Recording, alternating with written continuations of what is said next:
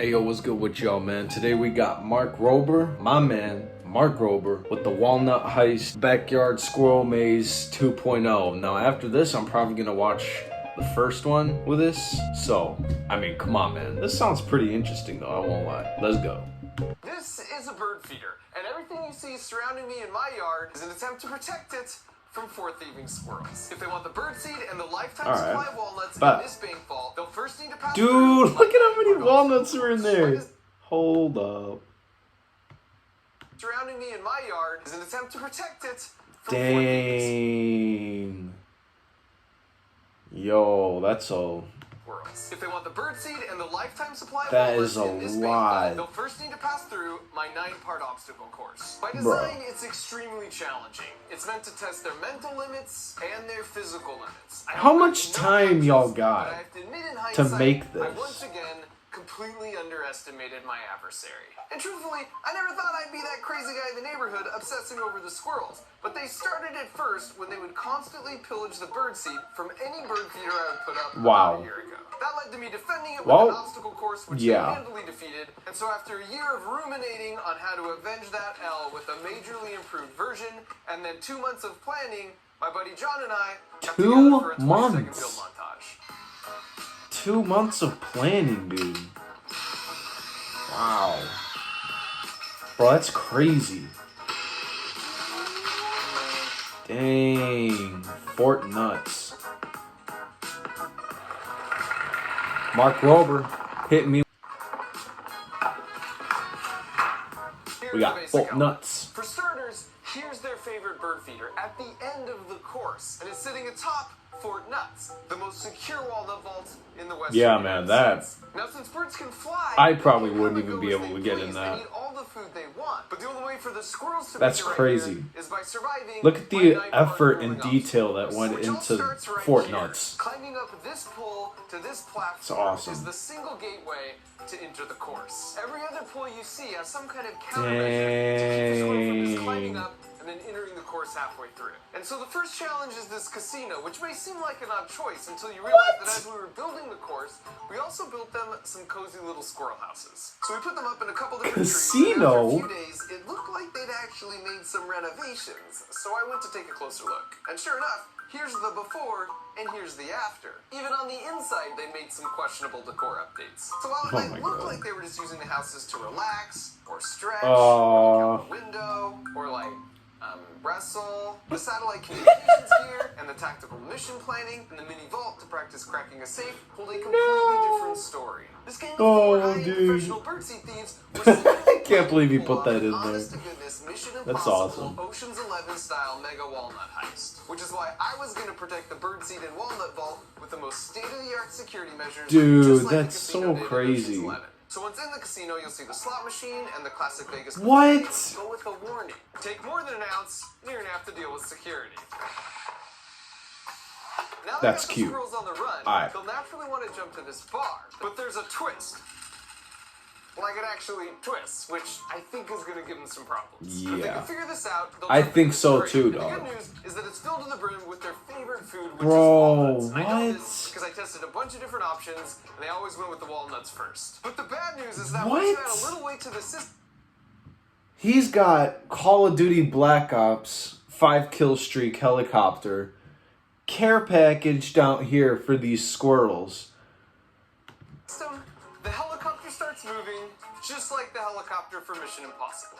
Bro, that's so cool. Crawling along the wire from the fence. The helicopter stops next to this wall, which seems simple enough, except that the bricks randomly move and adjust themselves. Oh, dude, come on. Of course, at any time, if they fall off, they gotta go back and start over the whole course from the beginning. After that, really? You're gonna do them that this is bad? when they'll switch from defense to offense, because it's where they hang out and plan. You can see it sort of tools. Look at the little axes, hammers. You got Mark Rober up here with an X, dude. Dude, the detail that went into this video, I'm just amazed, The dude. elevator shaft leads them underground and into the sewers. Good job, Mark. Through the sewers, it will take them Very, right to the control very center nice. for I haven't a even seen the second first room one that yet might either. look familiar. And just like in Mission Impossible, their goal is to go up through the ceiling to access the How? vents. But there's no way to make it up there unless they type the password into the keyboard in the control room next door, like this. Yo. And at that point, Dude. they climb the ladder, and they're in the vents. And the vents are a total maze. There's lots of different twists and turns they'll need to navigate up here. So at any moment, if they're too lost, they can always exit the whole course by using the one-way Squirrel emergency exits, which also exists for any enclosed room on the whole course. And for the penultimate challenge, it's back down from the air ducts through this laser maze where they'll have to harness their inner Catherine Zeta-Jones. If they sufficiently touch any of the lasers, the metal base contacts and completes the circuit, which sends a signal from this microcontroller to a relay to a solenoid, which causes this pneumatic piston to fire, which slams this door shut for 1 minute. And because I'm basically certain they'll try and get to this point, I climb from the roof on top of this tube. I've placed a shield here with another enforcement squirrel to try and deter them. And so finally, if they've made it through the laser maze... Bro, what'd that say? Hold on. Hold on. Enforcement squirrel... Fantastic Gus. To try and deter them. Hey, so finally, my boy Gus. He out here, everything that came before it, they've made it to Fort Nuts. And as far as I'm concerned, Fort Nuts. if they crack the safe by giving this handle a little turn, they've earned every last walnut in this bank. After the course was set up, they could definitely smell the walnuts in the vault, and then you could see them sort of working things out from the fence line. And so after 2 months of prep work, it was time to test our extensive security measures against this formidable set of 500-gram rodents. But before we do that, I just want to mention, if you've always thought it would be cool to be able to build something like a squirrel obstacle course yourself, then I've got incredible news, because a few times a year I teach a month-long creative engineering course, and enrollment for the summer session is open for a short window right now. This class covers my entire engineering design process. I'll show you every step. Bro. Over the course of a month, you're going to watch me design and create 3 builds from scratch, but the best part is I'm going to guide you through finishing 3 creative Can you teach me how to do this, but like with fish? builds of your Thanks. own. So whether you're a complete beginner or an experienced engineer, the class has been designed to meet you wherever you're at and then level up your skills. So go to monthly.com/MarkRober or use the link in the video description and then sign up and let's hang out, making some cool stuff this summer. Now let's see some squirrels. And right out of the gate, we got him with the buffet. Dude.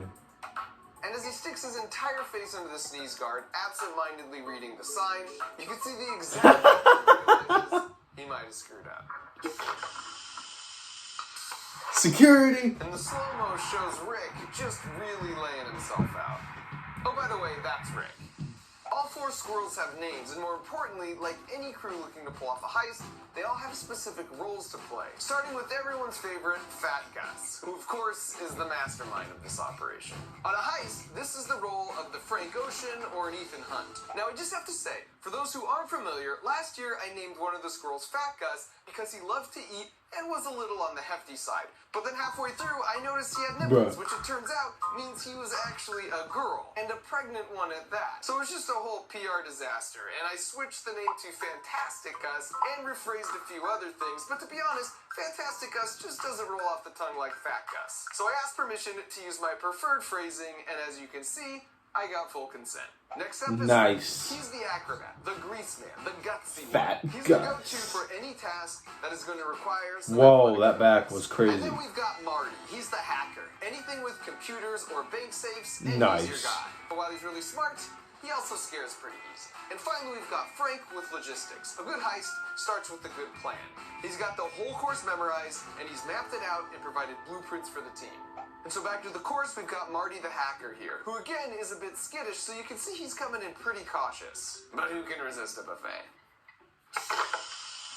Once again, the real magic is found in the slow-mo. Wow. Dude, that squirrel moving. Eventually they realized security was just too tight at this casino, and Rick goes straight to the twist bar. Dang. Excellent. Here's try 2. Wow. Oh, she. Hey, And with some there you motivation go. from the bird, he's like, I got this, I got this, I got this. I don't think I got this. Oh, The real-time replay on this one is great, too. Sound need that crate effect. of walnuts. Let me show you how it's done. Which turns out somewhat predictably. Dang. Dang, that upper body calisthenics, though. Now really frustrated, acrobat daredevil Rick tries a totally different route. Oh my But god. you've got to efforts. Oh. Logistics man Frank No. knows the wire connected to the fence leads to the helicopter crate, so he tries sneaking in the back door and is also forced to retreat. And finally, Marty the hacker realizes if you're just scared and you run real fast, the bar doesn't have time to spin on you. And you can see Rick just replicating the strategy. So after about 2 days, all of them could cruise through the first part of this course about this fast, and Fort Nuts was already feeling less and less secure. Fat Gus is like, wait, is this thing moving? Here, Rick hypothesizes Dude, this is awesome. the crate, it won't move. The detail in this video is just so Test that cool. hypothesis with a legendary leap. And now's a good time to remind ourselves that squirrels are one of the few mammals that can survive a fall from any height. Because as you can see here, they make their bodies super flat to increase drag, effectively becoming their own parachute. But just in case, Do you imagine if we had, like, flaps hanging out like this long? Create our own parachute? I'm super not down with this. Eventually, it's the fearless leader, Fat Gus, who demonstrates the ride is definitely worth it. Fat Gus the man. And soon you've got Frank and the rest of the gang following suit. Which leads us to the wall of 1,000 moving bricks. And first up, you got Fat Gus, who kicks things right off with a pull of his parachute. And Rick just barely misses. Dang. Skittish Marty gets one taste of a moving brick and absolutely yeets himself into this tree. And while there were plenty of instances where a moving brick did dump the squirrels, causing them to start over from the beginning, what was even better was Marty psyching himself out in the anticipation that a brick might move, even though the wall wasn't powered on for any of these clips. Smart little things. Whoa. The dutiful supervision of Fat Gus. Eventually, like all the other challenges so far, they got it down to a science where they could cruise by the wall fairly quickly. And now's a good time to mention, the squirrels weren't the only ones attempting the course. This is Splinter the rat, and here he is with one of his buddies. He liked to make the rounds to all the houses each night, which sometimes were vacant, and sometimes they weren't. There goes Frank to chase him off his lawn. And you might have noticed the stuff in the house. The squirrels would gather nesting materials from various sources, or, somewhat hilariously, just steal from each other. Here's a bonus Santa Claus impression for all the Fat Gus fans out there. So from Splinter and his buddies to not at all creepy possums, there's a surprisingly constant variety of I don't like wildlife possums, that passes bro. through a suburban backyard, including Those a dumb things. dog who for some reason is much less interested in squirrels than he is my camera gear. Which is a lovely segue back to the squirrel hideout, where the heist was really just picking up steam.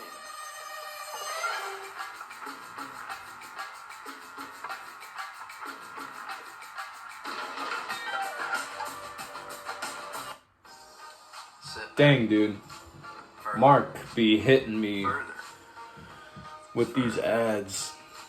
And relax.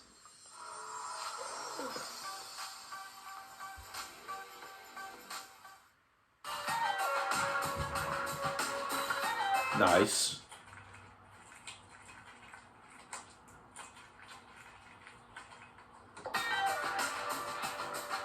Intermission. Dude is out here.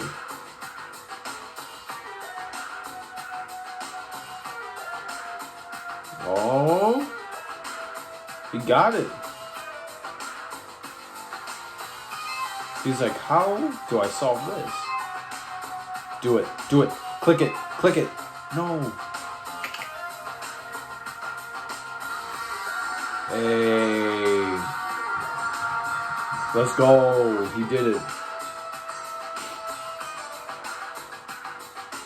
And after Hacker Marty had accessed the computer and lowered the ladder, Fat Gus followed behind and joined him in the vents. But in the process, the critical tool dropped down, which led to a lovely recreation of an iconic scene.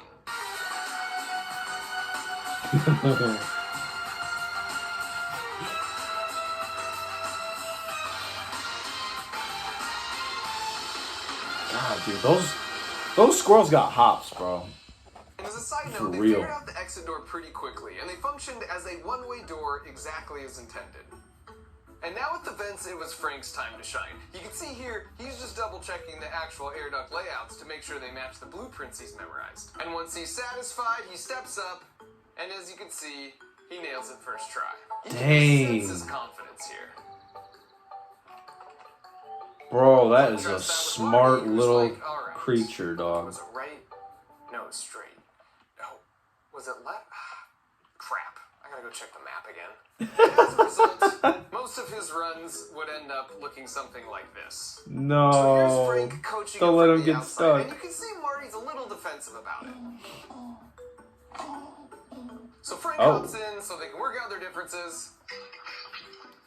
And then with a little encouragement, he gets him going down the right way. All the while, Fat Gus continues to supervise. Focus, Yes. Marty. There you go.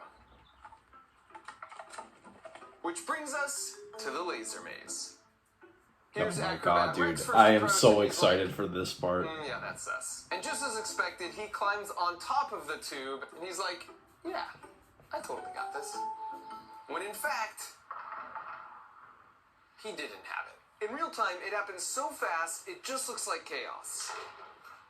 But if we slow down this second attempt, we can remind ourselves of how squirrels have mastered the laws of physics to always land on their feet. Did you catch it? The first is the locking of the head on a landing target in less than 300 He's literally milliseconds. about to fall If you straight on his watch back. Any jump from this video, that locking of their head is the first thing they always do. And the second is using conservation of angular momentum like an ice skater to pull their arms and legs in and out at the right times to rotate fast and then hold in the right orientation. Combine those two tricks with the flat body parachute and extending their legs at the last minute to absorb the shock, and they are perfectly adapted for living high in the trees. In fact, squirrels have been around for over 30 million years, and they've had to evolve relatively little in all that time. So then Wow, Rick's like, dude. fine, I'll use the stupid tube like a normal squirrel. What is this? See, I knew this was sus. That Here's is Frank, who that is just awesome, watched what dude. happened, and therefore is appropriately cautious.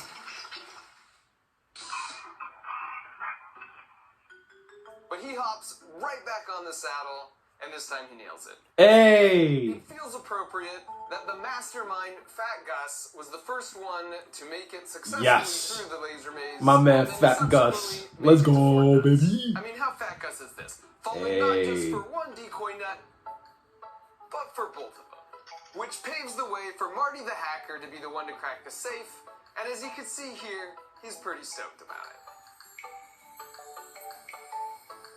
Marty will see it, dude. First, he just checks it out, like, yep, yep, this is just like the schematic showed. And then, the big moment.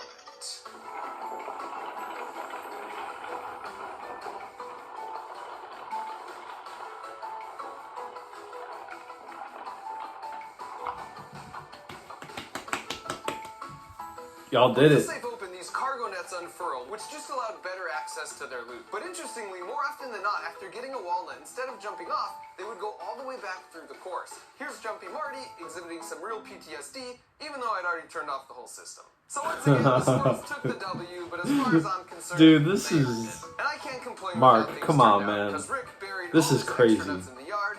Marty and Frank made up and rekindled their friendship, and Fat Gus got some long-sought quality time with the bird feeder. So everyone was happy. Well, almost everyone.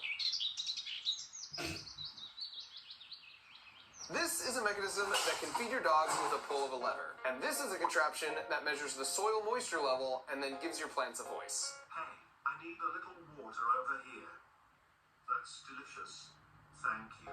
And this is a machine that measures how long you've been sitting and then annoys the crud out of you till you take a stretch break. This is a contraption that can draw anything on a whiteboard, and this is a secret safe for your most valuable possessions. And finally, What? this is a G-dang Lunchables assembly line. Are you kidding me?